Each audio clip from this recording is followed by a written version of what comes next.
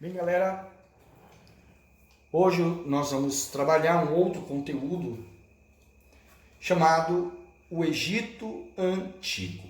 Nós vamos trabalhar então a civilização egípcia.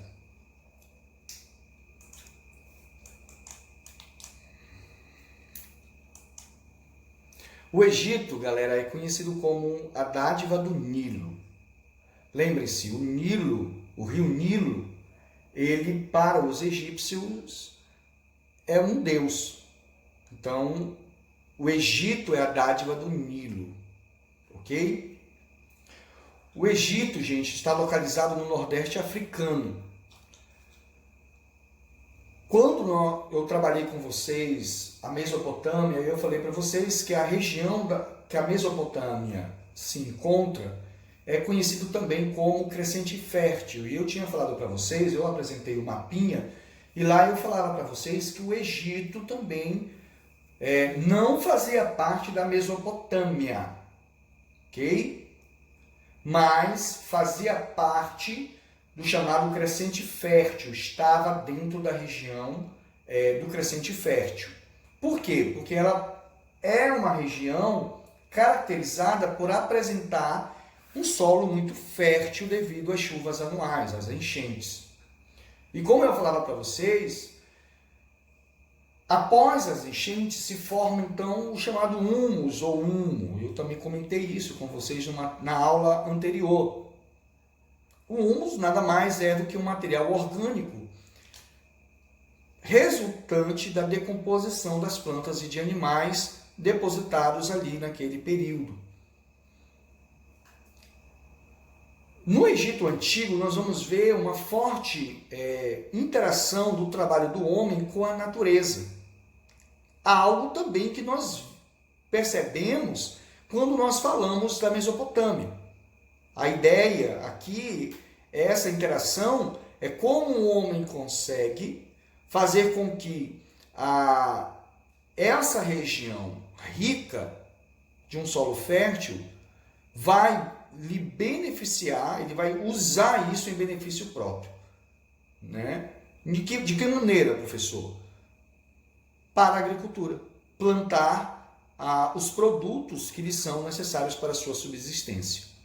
Por isso aí que aparece esse próximo ponto, que é a prática agrícola, né? Através daquilo que nós também já falamos quando nós comentamos a respeito da Mesopotâmia, esse sistema de irrigação.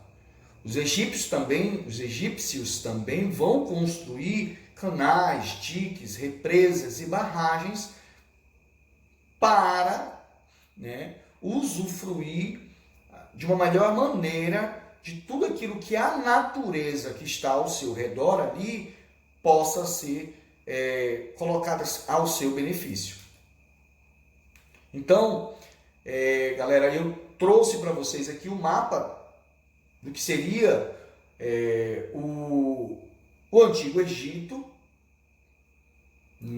Percebam aí o que está mais de verde, um verdinho mais escuro, é o humus, é essa região fértil. Tá? É a região fértil, e aí eu trouxe para vocês o que seria o humus. O humus é essa parte aí que está destacada de vermelho. É essa primeira estrutura ou camada do solo que é muito rica em nutrientes. Então, no mapa, vocês vão ver que existe o Baixo Egito e o Alto Egito. Isso é muito importante, não se esqueçam, porque quando nós formos falar da unificação do Egito, que vai ocorrer, o Baixo Egito, que é a ponta ali próximo do mar Mediterrâneo, vai se unificar com o conhecido Alto Egito. Ok? Vamos continuar com a nossa explicação. Olha aí o esquema que eu trouxe para vocês, gente. Um período seco, então vocês podem perceber aonde está essa região, essa parte aqui, quando vem a cheia, que é a outra figurinha, ela está toda coberta pelo rio. Quando o rio seca, então se forma chamados campos, que é a região onde está o solo fértil, né? O humus, aquele mesmo humus que eu falava para vocês. Vai ficar depositado aqui e é onde os egípcios realizavam as suas plantações, os seus canais. É evidente que eles vão construindo cada vez mais, adentrando, né, a região mais distante das margens, por causa daqueles caminhos, daqueles canais que eles vão construir para poder irrigar as suas plantações. O período seco seria entre outubro e maio, e o período chuvoso, que é a cheia, entre junho e setembro no Egito. Eu trouxe essa imagem também para vocês verem aí a agricultura irrigada no Egito Antigo. Então percebam que eles iam fazendo pequenos blocos e aonde eles iam plantando e iam também fazendo a sua colheita, preparando aquele solo para que ele pudesse trazer a maior quantidade de benefício para eles. Vamos agora entrar na história do Egito Antigo, nos períodos que o Egito Antigo foi dividido a história do Egito Antigo. Então, o primeiro período é o chamado pré-dinástico. Ele está ali localizado entre 5.500 a 3.100 anos antes de Cristo. Essa região, nesse período, era habitada por clãs, chamados nomos. Os nomos eram as unidades administrativas independentes. E nesses lugares, nesses nomos, havia uma figura política, jurídica e militar, chamada nomarca. Nesse período, o trabalho está dividido pela sexualidade. Homens trabalhando na agricultura e as mulheres nos serviços de casa, cuidando das crianças e também do artesanato. É evidente que se a sociedade egípcia também é uma sociedade hidráulica, né? Ela vai trabalhar com o rio, ela vai trabalhar com as irrigações. No período pré-dinástico, nós vamos identificar também o desenvolvimento da escrita egípcia antiga, que são os hieróglifos. Só uma curiosidade, essa escrita, ela vai passar aí por mais de 2-3 mil anos, ou até mais, eu acredito até mais, sem ter a sua verdadeira identidade. Identidade não, tradução.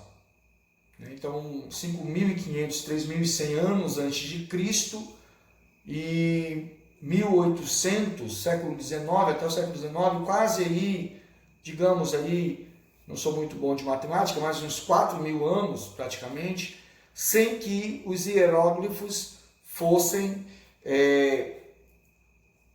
conhecidos, identificados pela humanidade.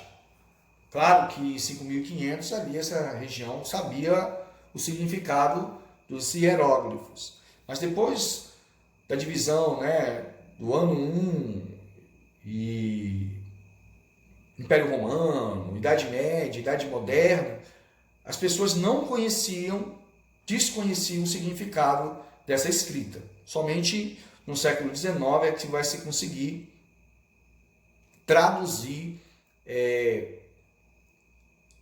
essa escrita através da pedra a pedra de Roseta, tá? No período pré-dinástico, nós temos a elaboração do primeiro calendário solar, e é nesse período que nós vamos então ter as disputas e a unificação das aldeias que estavam localizadas no norte e no sul. Norte, o Baixo Egito, e no sul, o Alto Egito. Cada região dessa, gente, cada líder que já havia nessas regiões usava uma coroa. Então, o líder do Baixo Egito usava a coroa vermelha. O líder do Alto Egito usava a coroa branca. Com a unificação, as duas coroas então são juntas, né? São unificadas também. Isso aí é uma paleta que supostamente conta essa unificação do Alto e Baixo Egito.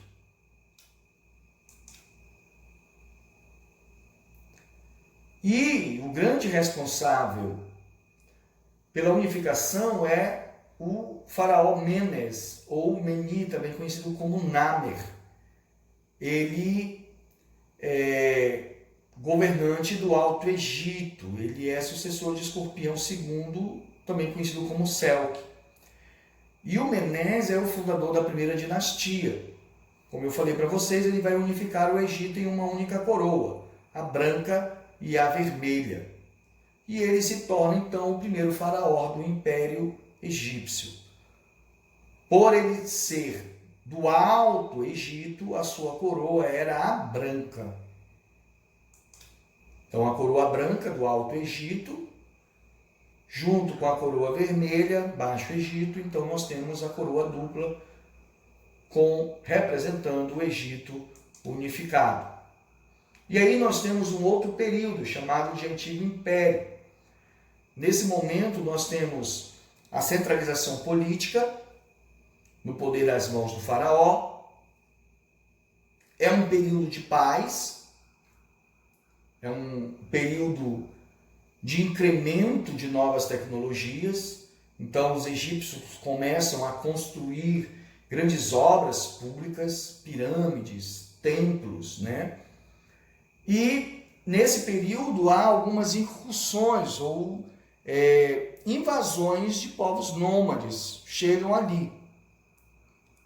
Também nesse momento há o crescimento do poder dos governos provinciais. Centralização política, poder nas mãos do faraó, como eu falei, templo de paz, incremento de novas técnicas, arte, arquitetura e tecnologia, desenvolvimento ainda mais da agricultura e desenvolvimento do comércio com o Oriente Próximo, Palestina, Líbia, Líbano e Mesopotâmia. No Antigo Império nós vamos ver o surgimento da importância do papel do vizir, que é um administrador público. Ele é responsável pela arrecadação dos impostos, pela coordenação dos projetos de irrigação, pelo recrutamento de camponeses para a construção das pirâmides, dos templos, dos monumentos, e ele é o responsável também pelo sistema de justiça. Ele é o responsável por manter a ordem social, a paz social no Egito. Essa é a função do vizir, ou tijate. A incursão de povos nômades, como eu falava para vocês, surgimento de uma nova classe de escribas e oficiais letrados. Por seus serviços, o faraó lhes doava propriedades e os faraós passaram a construir pirâmides para a sua adoração após as suas mortes. Essa adoração era custeada pelos próprios recursos que esses faraós deixavam para esse fim. E acredita-se que foi esse sistema, esse gasto excessivo que os faraós vão começar a fazer, que vão fazer com que o Antigo Império entre em ruína. E aí nós passamos a ver os faraós, de maneira gradual, a perderem os seus poderes econômicos.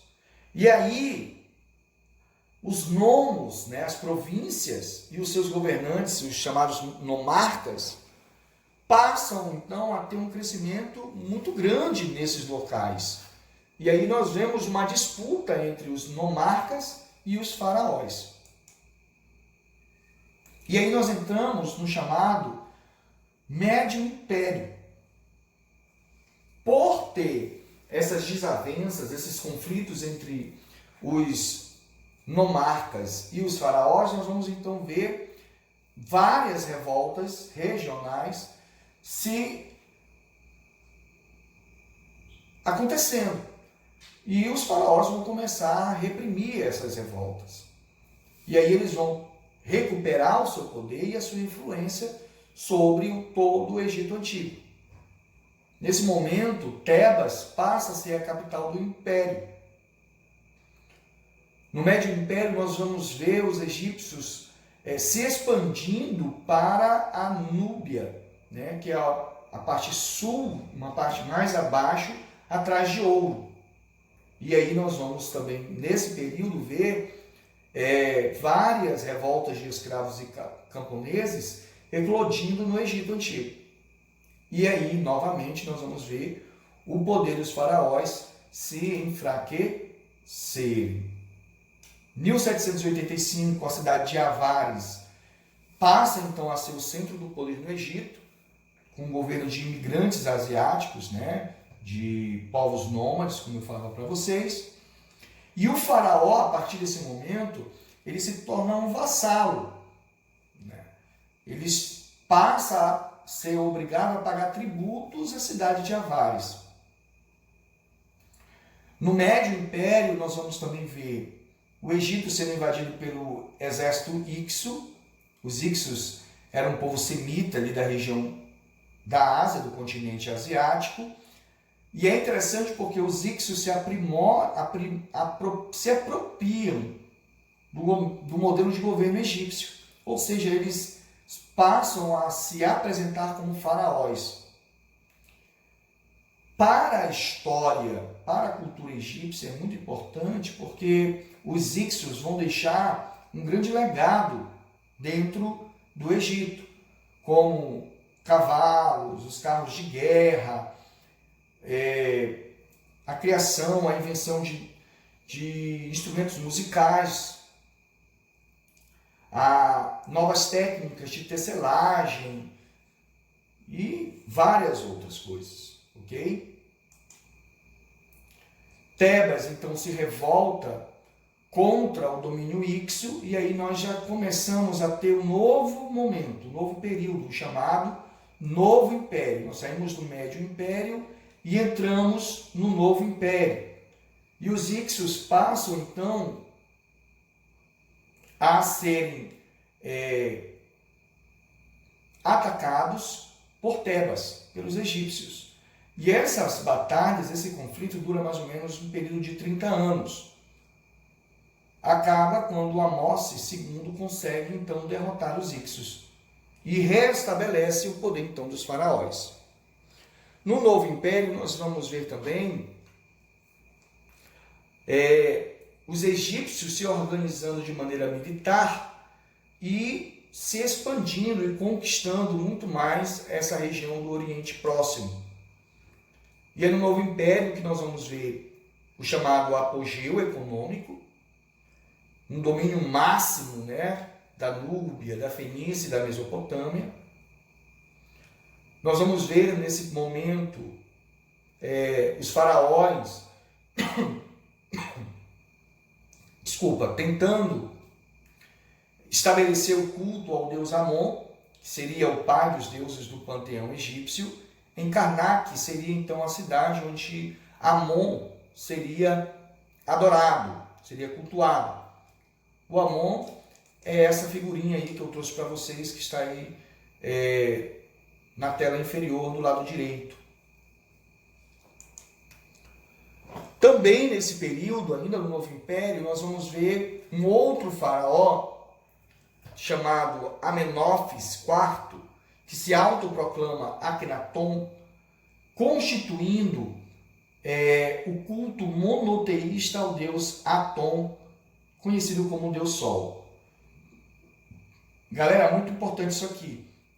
Essa atitude de Akhenaton quase custa a perda dos poderes do faraós.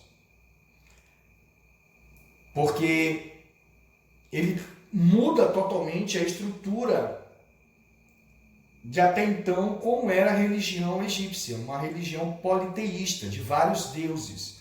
E agora ele estabelece um culto único, a um único Deus, ao deus Atom, que seria o deus Sol. Claro que é evidente que após o seu reinado volta o culto politeísta.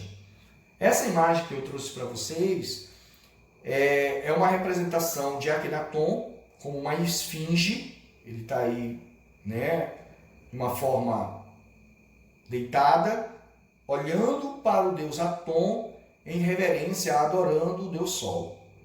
Tá? Então aqui seria o faraó, no modelo de uma esfinge, e ali em cima o deus Atom. Mas é no governo de Ramsés II que ocorre o chamado apogeu dentro do período chamado Novo Império. Nesse período nós vamos visualizar um refinamento artístico, construção de templos, estátuas, obeliscos. Ele transfere a capital de Tebas para Pi-Ramsés e ele começa um processo de expansão e ele vai acabar entrando em conflito com os hititas. Depois de de vários anos desse conflito, ele vai então assinar um tratado de paz, que fica conhecido como o Tratado de Kadesh. Kadesh é uma cidade, e nesse tratado, tanto egípcios como hititas prometiam mutuamente se protegerem dos inimigos, sejam dentro dos seus territórios, quanto aqueles que haviam fora de seus territórios. E para selar esse tratado, Ramsés II casa com a filha mais velha do imperador Hattusil III. Então, ele se torna o grande imperador do novo império. Ramsés II, só para vocês terem uma curiosidade, ele teve 110 filhos. Ele foi o faraó que mais teve filhos na história do Egito Antigo. Aí eu trouxe para vocês algumas imagens, né? Essa aqui são estátuas, são 4 estátuas, existem 4 estátuas do Ramsés II na entrada desse templo em Abu Simbel. E ali do outro lado fragmentos, pedaços do tratado de paz entre os egípcios e os hititas. Ok? No Novo Império, já no finalzinho dele, nós vamos ver vários povos invadindo o Egito. Primeiro os núbios, o reino de Cush, os líbios, assírios, persas, com o imperador Cambises II, que vai anexar o Egito ao Império Aquemenida persa. Também nós vamos ver os macedônicos com Alexandre Magno, o tão conhecido Alexandre o Grande, que era um basileu. E depois da sua morte, Ptolomeu I, que era um soldado, um homem de confiança de Alexandre, forma então o chamado reino Ptolomaico. Então é a influência grega dentro do Egito. É estabelecida a capital Alexandria, é construída uma biblioteca e um farol. É interessante porque os Ptolomeus,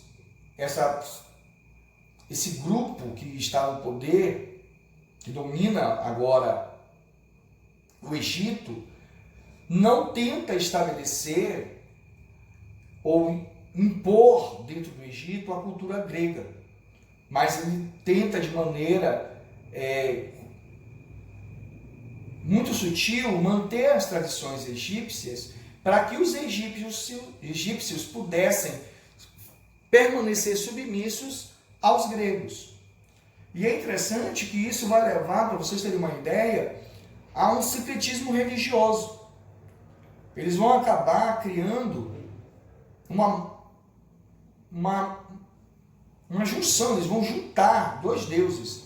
O Osíris, que representa a força do solo, a vegetação, né? Esposo de Ísis, que é um deus do panteão egípcio, com Dioniso, que representa o ciclo da vida, o vinho, a agricultura.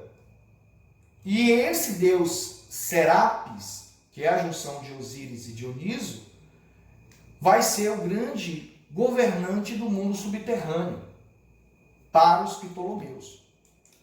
E aí eu trouxe aqui para vocês o que acredita-se ser, pelas descobertas arqueológicas, como deveria ser a Biblioteca de Alexandria e o Farol de Alexandria.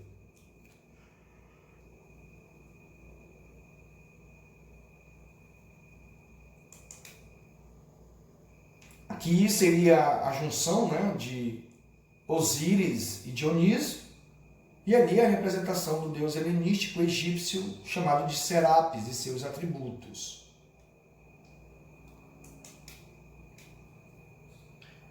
Nós também vamos encontrar, já no final, depois do período ptolomaico, os romanos também vão invadir, vão dominar o Egito, e nesse momento o Egito passa a ser, ele é transformado em uma província do Império Romano, o qual permaneceu até o ano de 639.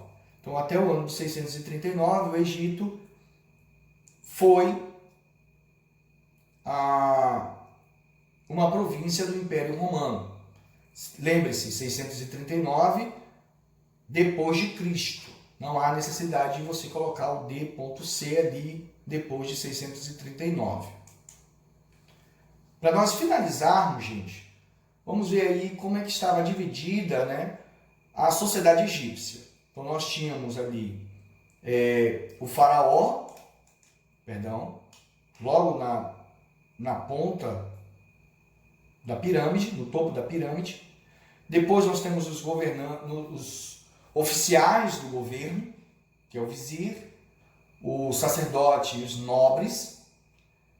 Abaixo desses oficiais do governo, funcionários governamentais, funcionários públicos, nós temos os soldados, temos os escribas, temos os comerciantes, os artesãos, os camponeses e, finalmente, os escravos. Essa seria a pirâmide da sociedade egípcia. Faraó, os funcionários públicos, divididos no vizir, no sacerdote e no nobre, soldados, escribas, comerciantes, camponeses, artesãos, camponeses e escravos. Os camponeses era a maioria da população no Egito Antigo. Os escravos eram garantidos através da guerra, como nós vamos ver. Então, o faraó é o rei supremo, simboliza a reencarnação de Ra, ele é o Deus vivo, ele é a autoridade religiosa, administrativa, judicial e militar, dono de todas as terras do Egito. O nobre e o vizir são os chefes da administração e da justiça. Sacerdote, responsável pelo templo e pelas cerimônias religiosas. O soldado é o responsável, por proteger e conquistar os novos territórios, os novos locais, as novas terras. O escriba é responsável pela economia e a fiscalização das construções. das pirâmides, dos aquedutos, dos canais de irrigação e etc. Comerciante, evidente que vai estar responsável pela ideia da compra e da venda, as atividades comerciais estavam com os comerciantes. Os artesãos são os responsáveis por construir todo o aparato que era necessário para essa sociedade. O ferreiro, armas, ferramentas, carpinteiro, casas, telhado, objetos, móveis, tecelão, as roupas, ceramistas, os vasos onde eram guardados as bebidas, né, os alimentos e entre outros. Camponês, como eu falava para vocês, é a maioria da população, responsável pela agricultura, pecuária, pesca e caça. Ele era obrigado a pagar tributos e também era obrigado a trabalhar de maneira, está repetido aí, compulsória, ou seja, trabalho obrigado, ele não era pago, nos períodos das enchentes do rio Nilo. O escravo, prisioneiro de guerra, trabalhava nas residências, nas minas, nas pedreiras, na construção das grandes obras, como pirâmides, templos, monumentos e etc. Então essa é a sociedade egípcia. Ok, galera? Então aí o meu muito obrigado e nos encontramos no próximo conteúdo. Ok? Que será os hebreus. Até lá!